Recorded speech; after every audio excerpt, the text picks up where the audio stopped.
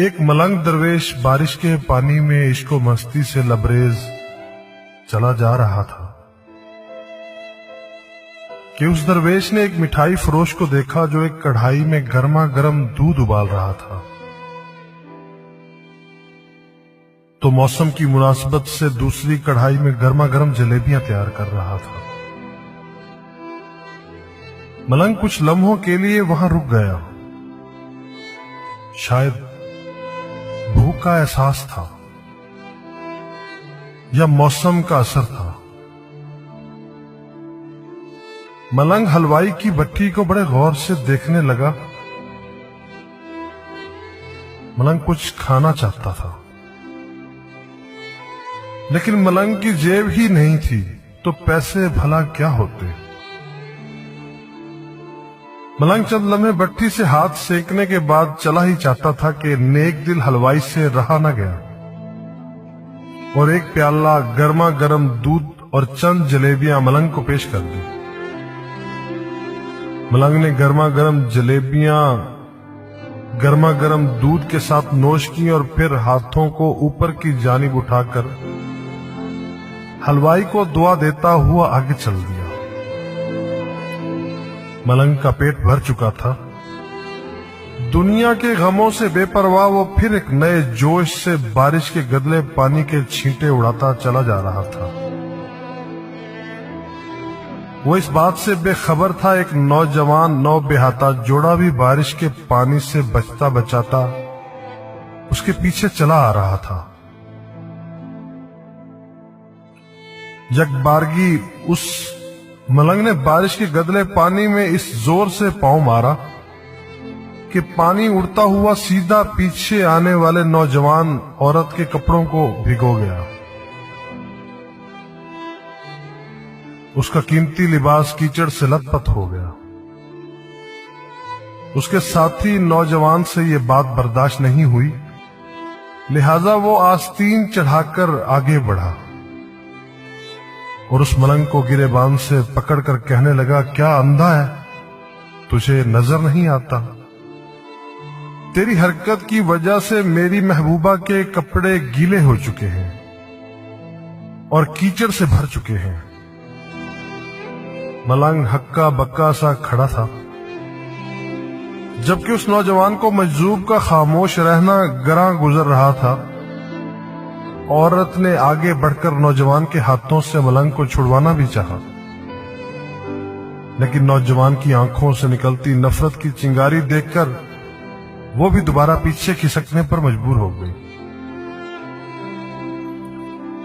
راہ چلتے راہگیر بھی بے حسی سے یہ تمام منظر دیکھ رہے تھے، لیکن نوجوان کے غصے کو دیکھ کر کسی میں ہمت نہ ہوئی کہ اسے روک پاتے، اور بالآخر طاقت کے نشے سے چور اس نوجوان نے ایک زوردار تھپڑ اس ملنگ کے چہرے پر جڑ دیا۔ بڑا ملنگ تھپڑ کی تاب نہ لا سکا اور لڑکھڑاتا ہوا کیچڑ میں جا پڑا۔ نوجوان نے جب ملنگ کو نیچے گرتے دیکھا تو مسکراتے ہوئے وہاں سے چل دیا۔ بوڑھے ملنگ نے آسمان کی جانب نگاہ اٹھائی، اس کے منہ سے نکلا، واہ میرے مالک، کبھی گرما گرم دودھ جلیبیوں کے ساتھ اور کبھی گرم گرم تھپڑ، مگر جس میں تو راضی مجھے بھی وہی پسند ہے۔ یہ کہتا ہوا وہ ایک بار پھر اپنے راستے پر چل دیا۔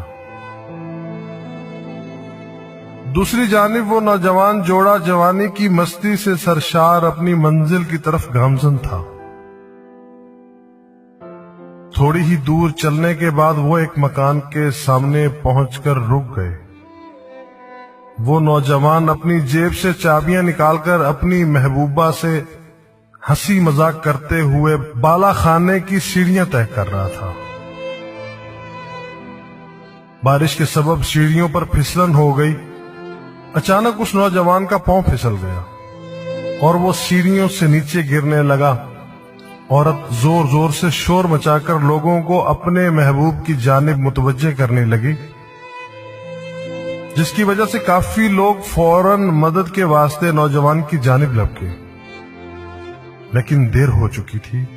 नौजवान का सर फट चुका था और बहुत ज्यादा खून बह जाने की वजह से उस कड़ियल नौजवान की मौत वाक़ई हो चुकी थी।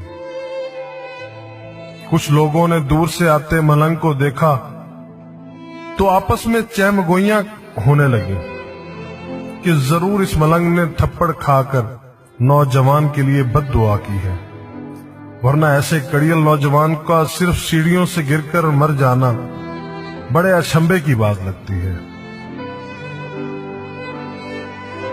चंद मंचले नौजवानों ने ये बात सुनकर मलंग को घेर लिया। एक नौजवान कहने लगा कि आप कैसे अल्लाह वाले हैं जो सिर्फ एक थप्पड़ की वजह से नौजवान के लिए बद्दुआ कर बैठे। ये अल्लाह वालों की रविश हरगिज नहीं कि जरा सी तकलीफ पर भी सब्र न कर सके। वो मलंग कहने लगा, खुदा की कसम मैंने इस नौजवान के लिए हरगिज बद्दुआ नहीं की। तभी मजमे में से कोई पुकारा, अगर आपने बद्दुआ नहीं की तो इस ऐसा कड़ियल नौजवान सीढ़ियों से गिरकर कैसे हलाक हो गया। तब उस मलंग ने हाजरीन से एक अनोखा सवाल किया कि कोई इस तमाम वाकये का ऐनी गवाह मौजूद है। एक नौजवान ने आगे बढ़कर कहा, हां मैं इस तमाम वाकये का ऐनी गवाह हूं।